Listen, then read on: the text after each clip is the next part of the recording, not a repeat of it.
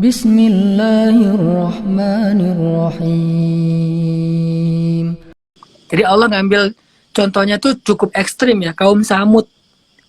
Sebelumnya dibuka dengan sumpah. Berarti membicarakan tentang masalah kejiwaan ini bukan pembicaraan hal-hal yang sepele, ini hal yang serius. Sampai dibuka dengan sumpah, ditutup dengan cerita kaum Samud. Di tengah-tengah ada pembahasan tentang masalah jiwa.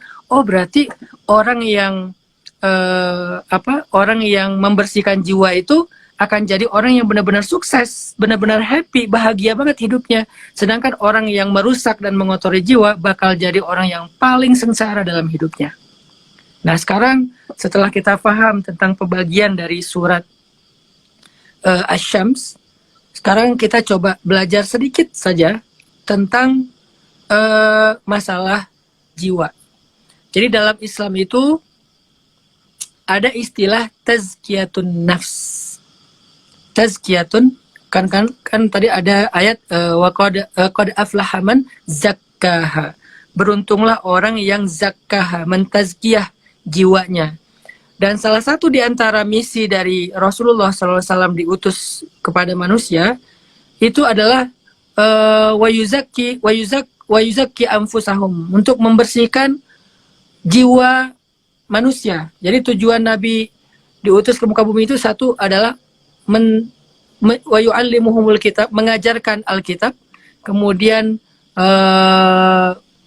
mentarbiyah mereka, membentuk karakter mereka, kemudian yang ketiga adalah mentazkiyah mereka. Jadi yang pertama mengajarkan atau taklim, memberikan ilmu kepada mereka, yang kedua membentuk perilaku mereka, dan yang ketiga adalah membersihkan jiwa. Jadi setidaknya ada 3 lah misi besar Nabi diutus ke muka bumi. Satu adalah mengajarkan ilmu tauhid, iman, syariat, dan seterusnya. Yang kedua adalah mentarbiyah. Mentarbiyah itu artinya membentuk perilaku supaya lebih positif, lebih baik.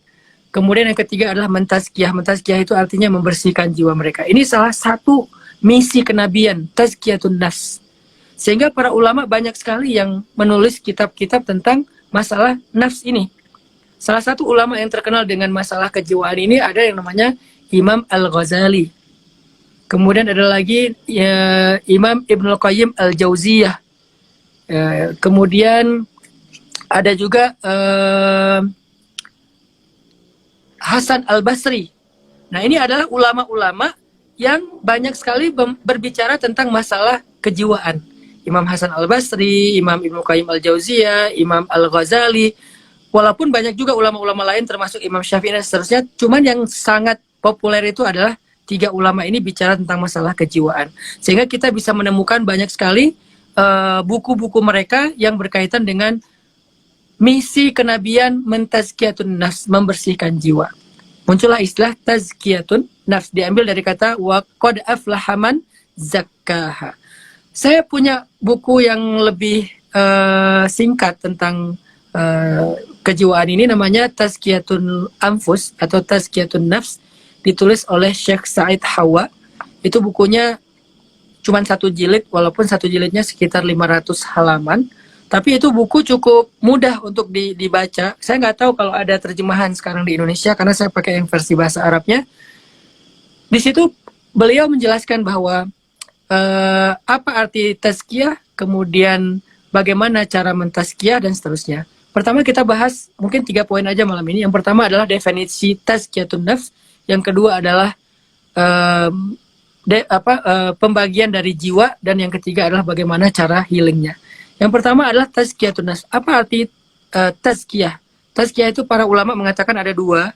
Yang pertama artinya tathir. Tathir itu membersihkan. Yang kedua adalah tanmiyah atau ziyadah, menumbuhkan. Jadi tazkiyah itu bisa bermakna membersihkan, bisa makna menumbuhkan. Jadi tazkiyatun nafs artinya membersihkan jiwa, lalu menumbuhkannya dengan hal-hal yang baik. Itulah tazkiyatun nafs. Supaya kita paham, jadi ketika misalnya dikatakan, oh saya kayaknya perlu tazkiyatun nafs. Jadi jangan sampai kita nunggu orang lain yang bilang ke kita, lo butuh tazkiyatun nafs. Jangan sampai gitu. Kenapa? Karena tazkiyatun nafs itu adalah kebutuhan setiap orang. Sama kayak kita makan itu butuh. Masa kita makan pas disuruh, kayak anak kecil ya? Adek makan dulu. Kan itu anak kecil ya? Orang dewasa mah udah tahu dia jadwal makannya, terus apa yang dia butuhkan dalam nutrisi makanannya itu, pagi sarapannya apa, siang makan siangnya apa, malam dia makan malamnya apa. Dia udah tahu. Minum juga kayak gitu, dia minum, nggak disuruh, lu kayaknya butuh air deh. Kayaknya lo dehidrasi deh, kayak lo kurang kurang cairan deh. Nggak harus ditunggu orang nyuruh, dan kita kalau disuruh makan kan nggak tersinggung kan. Kenapa ketika disuruh tazkiyatun nafs kita tersinggung? Lo kayaknya butuh membersihkan jiwa. Wah, lo sombong, menghakimi, bla bla bla. Nggak perlu kayak gitu juga. Kenapa? Karena tazkiyatun nafs itu adalah kebutuhan dasar jiwa kita, seperti kebutuhan dasar raga kita itu makan dan minum. Itu biasa aja. Nggak perlu merasa, saya kan banyak sekarang orang yang kena mental illness. Mereka itu mengklaim ini tuh masalah psikologi, bukan masalah iman. Jadi mereka tuh ngerasa kalau misalnya disuruh, kayaknya lo perlu belajar iman, itu merasa kayak dihakimi. Padahal enggak loh. Mengajak orang untuk belajar iman itu bukan menghakimi bahwa dia kurang iman dan dia itu orang yang hina. Bukan. Sama kayak orang, pas kita lihat dia kayaknya lemas, terus kayak kurang gizi, terus kita bilang, kayaknya lo harus makan banyak. Kayaknya lo kurang cairan. Itu biasa kan, bukan menghakimi bahwa dia itu hina gara-gara kurang cairan, nggak gitu juga. Makanya seperti yang saya sebutkan di awal tadi, jasad kita diciptakan dari bumi, sehingga segala sesuatu yang baik yang dibutuhkan jasad itu ada di bumi. Makan, minum, obat, semua di bumi. Sedangkan jiwa kita ditiupkan dari langit, sehingga segala sesuatu yang dibutuhkan jiwa kita itu ada di langit. Namanya iman, wahyu, ilham, hidayah, ada di langit gitu. Sehingga ketika misalnya kita bicara tentang tazkiyah, berarti membersihkan jiwa dan menumbuhkannya dengan sesuatu, maka kita membersihkannya dengan cara meminta ampun kepada Allah. Astaghfirullahalazim, astaghfirullahalazim wa atubu ilaih. Itu artinya membersihkan jiwa, tathir, dibersihin jiwanya. Sehingga dengan adanya istighfar, dengan adanya taubat, dengan adanya insaf. Insaf itu bahasa Arab yang jadi bahasa Indonesia, insaf. Arti insaf itu mengakui kesalahan. Maka di situ kita udah mulai membersihkan jiwa kita. Kita mulai membersihkan. Tapi nggak cukup bersih aja, karena kalau bersih doang jadi kosong. Jiwa yang kosong itu juga rentan. Muncullah yang namanya tanmiyah atau ziyadah. Harus diisi. Jiwa yang udah bersih tadi harus diisi. Bagaimana mengisinya? Nah, nanti ada ilmu tentang bagaimana mengisi jiwa ini supaya jiwa itu menjadi sesuatu yang baik dan sehat. Intinya tazkiyah artinya pembersihan dan pertumbuhan, menumbuhkan. Itulah arti dari tazkiyah. Kemudian yang kedua, poin yang kedua tentang nafs. Tadi yang saya bahas di awal, udah sempat di-spill juga. Kata para ulama, lil abdi salasatu anfus. Jadi manusia itu punya 3 bentuk kejiwaan. Dan dia berubah-ubah. Jadi jiwa itu bisa berubah-ubah. Kejiwaan kita itu bisa berubah-ubah. Dia varian dari kejiwaan itu bisa namanya selera, taste, bisa juga perasaan, bisa juga mental. Itu semuanya masalah kejiwaan ya. Kalau sekarang mungkin lebih ke kayak psikologi dan mental. Nah, ada 3 bentuk kejiwaan manusia menurut Islam. Yang pertama namanya nafsun mutmainnah, jiwa yang tenang. Yang kedua namanya nafsun lawamah, jiwa yang penuh rasa sesal. Dan yang ketiga nafsun ammarah, jiwa yang penuh dengan amarah. Amarah itu bahasa Arab, jadi bahasa Indonesia juga amarah. Jadi kalau hari ini banyak yang agak sensitif dengan Arab, padahal kita sendiri pakai bahasanya rata-rata sih bahasa Arab ya, yang di Indonesia kan. Nafsun ammarah itu artinya jiwa yang amarah. Nanti kita definisikan lebih detail lagi. Nah, yang pertama adalah nafsun mutmainnah. Apa itu nafsun mutmainnah? Jiwa yang tenang. Sekarang kita coba lihat di ayat yang lain. Gimana jiwa itu bisa tenang? Apa jiwa yang tenang itu? Definisinya apa? Jiwa yang tenang itu adalah jiwa yang stabil. Jadi dia bukan nggak pernah sedih, bukan. Bukan nggak pernah marah, bukan. Bukan nggak pernah galau, bukan. Dia stabil. Kalau sedih, sedihnya itu wajar. Kalau marah, marahnya wajar. Kalau galau atau khawatirnya masih wajar. Jadi dia punya batasan yang normal. Naik turunnya, kanan kirinya tuh masih dalam track, masih dalam batasan. Itu namanya jiwa yang tenang. Nggak ekstrim ke kanan, nggak ekstrim ke kiri, nggak ekstrim ke atas, ekstrim ke bawah, nggak kayak gitu. Karena kalau udah ekstrim, nanti muncul ayat innal insan khuliqa halu'a idza massahu syarr jazua wa idza massahul khair manu'a. Jadi manusia itu halu'a itu labil, kadang jazua, kadang manu'a, ke kanan, ke kiri, ke atas, ke bawah. Mungkin salah satu isu di mental illness itu ada yang namanya bipolar disorder ya. Jadi kayak sekali dia senang banget, happy banget, sekali lagi nanti dia tiba-tiba sedih dan marah-marah. Bisa kayak gitu tuh. Tapi ekstrim, perubahannya itu swing moodnya itu ekstrim banget. Sedangkan yang mutmainah dia nggak ekstrim. Dia tuh ada sedihnya, ada senangnya, ada marahnya, ada apresiasi atau syukurnya, tapi dia masih stabil gitu. Itu namanya tumakninah, artinya tenang. Contoh, ketika kaum muslimin dikepung sama pasukan pasukan kafir Quraisy, dan waktu itu mereka kerjasama dengan orang munafik dan orang Yahudi, namanya perang Ahzab, perang koalisi ya, dikepung rame-rame. Kaum muslimin di situ sempat terguncang jiwanya. Wa tadhunnuna billahi dzunun, kalian mulai berprasangka, terguncang jiwanya. Nah, tapi guncangan itu langsung bisa diredam ketika mereka mengatakan hasbunallah wa ni'mal wakil. Sehingga walaupun sempat terguncangnya itu nggak lama. Karena kalau terguncangnya lama, mereka tuh bakal putus asa, lari dari medan perang, nyerah, meletakkan senjata, kabur dari kota Madinah. Itu karena mereka putus asa, terguncangnya hebat.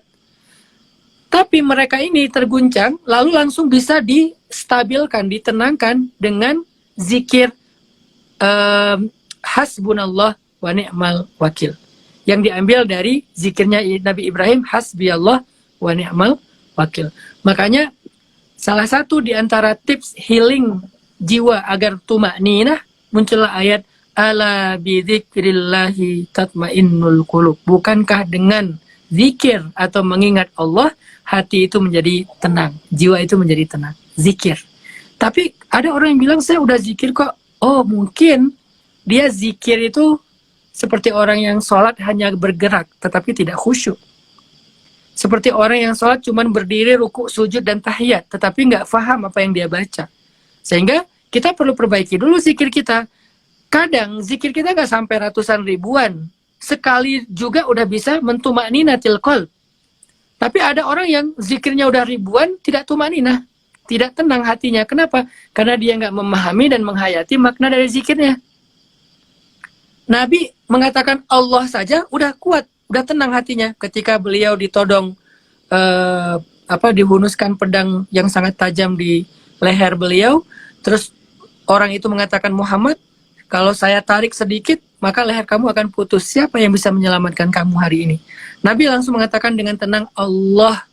Sekali, cuma satu kata, tapi dengan pemaknaan yang sangat sempurna di dalam hati dan pikiran beliau, sehingga hati beliau menjadi tenang, jiwa beliau menjadi tenang menghadapi ancaman tersebut. Ini namanya tumakninah, jiwa yang tenang, karena zikirnya benar. Saya pernah ngalamin ada zikir yang nggak bikin saya tenang, ada zikir yang bikin saya tenang. Tergantung apa? Tergantung pemaknaan di hati.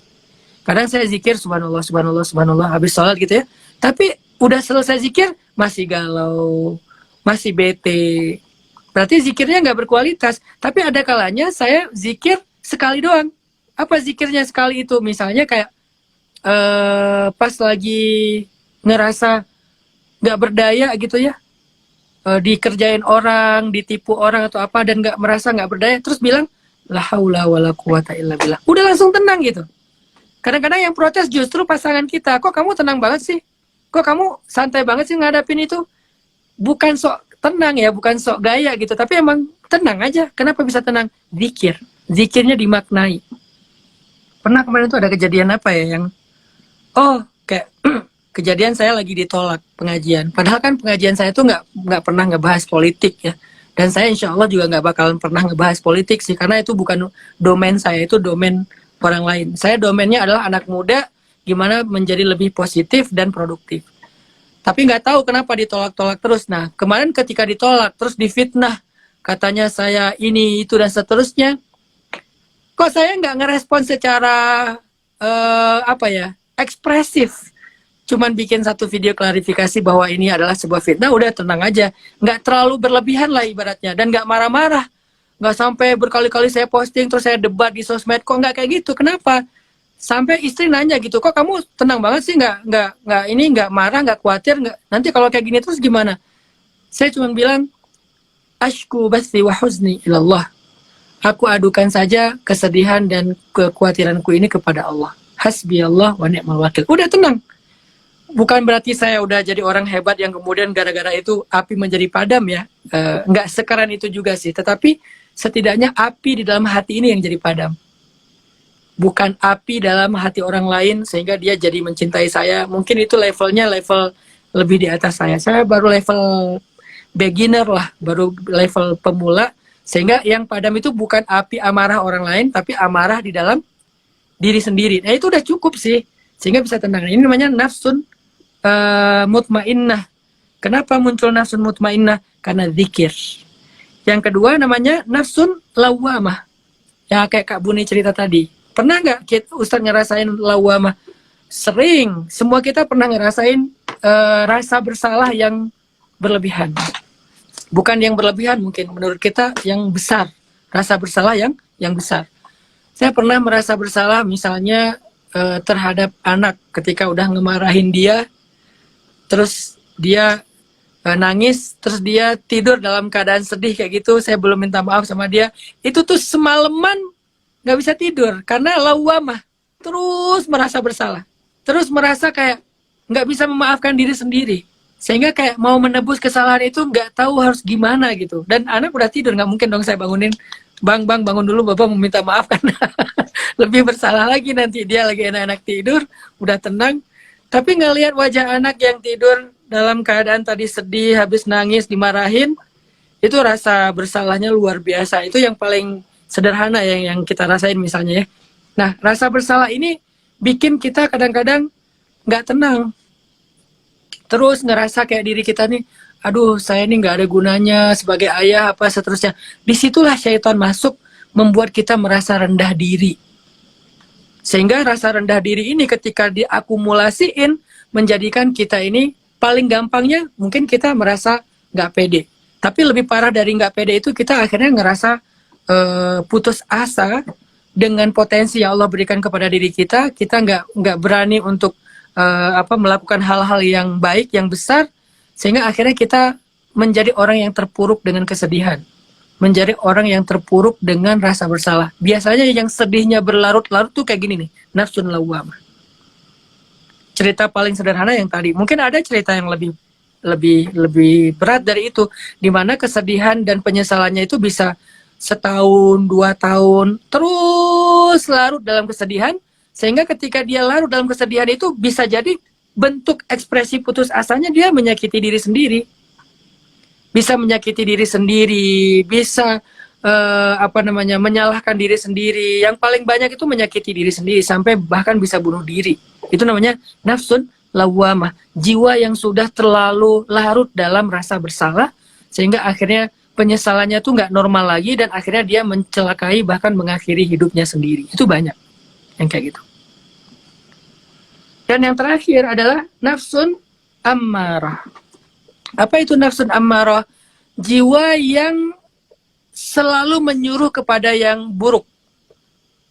Ini biasanya yang yang nggak bisa ninggalin dosa, yang larut dalam perbuatan-perbuatan dosa, baik dosa yang fahsya maupun dosa yang mungkar. Apa bedanya? Dosa fahsya itu dosa yang dilakukan sembunyi-sembunyi dan merugikan diri sendiri. Sedangkan dosa mungkar itu dosa yang dilakukan terang-terangan atau dosa yang merugikan orang lain. Itu namanya mungkar. Jadi ada dosa fahsya, ada dosa mungkar. Inna sholata tanha 'anil fahsya'i wal munkar. Jadi salat itu bisa mencegah kita dari berbuat dosa yang merugikan diri sendiri atau dosa yang merugikan orang lain. Dosa yang dilakukan sembunyi-sembunyi atau dosa yang dilakukan secara terang-terangan. Itu namanya fahsya dan munkar. Jiwa yang selalu nyuruh kita untuk berbuat dosa itu namanya nafsun ammarah. Ngomongin orang lain, hate speech di sosial media, komen negatif di sosial media, asal ngomong aja, asal komen aja, udah gitu memfitnah, mengadu domba, menghasut, apalagi menyakiti, menzolimi, mengambil hak orang lain. Itu semuanya adalah nafsun ammarah. Dan sampai menyakiti orang lain secara fisik ya, kayak ada bisikan, bunuh, tikam, tusuk. Itu ada semacam bisikan di dalam telinganya, di dalam benaknya, dan dia saat seperti itu nggak bisa ngontrol dirinya karena amarahnya itu terlalu besar. Walaupun dalam contoh sederhana kita sering mengatakan dia dikuasai amarah. Dikuasai amarah itu bukan cuma marah. Dikuasai amarah itu adalah kehendak untuk berbuat jahat. Itu tuh dikuasai, sehingga kita nggak bisa mengendalikan diri sendiri. Itu namanya dikuasai amarah. Jadi amarah itu bukan kemarahan doang, itu terjemahan Indonesia. Amarah itu adalah yang menyuruh kita, yang mendesak kita. Amarah itu namanya desakan ya, yang mendesak kita kepada yang buruk, itu namanya nafsun amarah. Jadi desakannya tuh kencang banget, sehingga nggak bisa dihindari. Sekarang banyak orang yang kena skizo, macam-macam ya, nama mental illness-nya, jadi kayak skizo apa, itu kan kayak dia didesak ya untuk berbuat jahat, didesak untuk menyakiti orang lain. Ini namanya nafsun ammarah. Sehingga dalam Islam satu-satunya jiwa yang baik itu yang diharapkan ada di dalam hati orang yang beriman itu cuman nafsun mutmainnah. Sehingga orang yang meninggal dalam keadaan beriman nanti dipanggil oleh malaikat dengan kalimat ya ayyatuhan nafsul mutmainnah irji'i ila rabbiki radiyatan mardiyah. Jadi orang yang meninggalnya dalam keadaan beriman maka dikatakan bukan wahai jiwa yang beriman, bukan, tetapi wahai jiwa yang tenang. Tapi pembahasan tentang kejiwaan ini sebetulnya bukan hanya pembahasan dari sisi dalil ataupun teori syariat. Dia juga bisa dibahas dari sisi psikologi, dari para pemerhati tentang mental issue dan seterusnya.